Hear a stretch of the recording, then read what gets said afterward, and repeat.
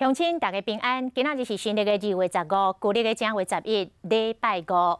新闻的头一条，来看华航机师的罢工，经过7天的对决、4届的谈判，总算伫个昨暝收煞了。技术工会提出的5大诉求达成协议，华航同意事后未来算小报2000元。工会嘛承诺，未来3年半袂过来罢工，马上来处理着技术领证的问题。 今仔日开始，航班慢慢啊恢复正常运作，旅客嘛会当松一口气咯。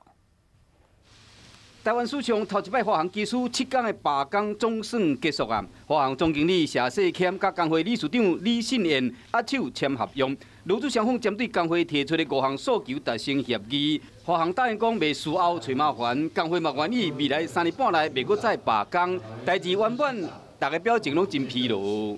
那我想很多人跟我一样，心中的石头终于放下来。7天讲4摆，各1摆是半暝1点的协商，差不多是逐摆拢参加的交通部处长王国材看起来上忝。誓言被网友封为敌对友的工会常务理事陈伯伯，则是拢无讲话。就任满1个月，交通部长林佳龙阁特别用情人节来形容劳资双方的紧张关系。更高兴的是能够 在这个特别的日子里面，达成了情人节共识。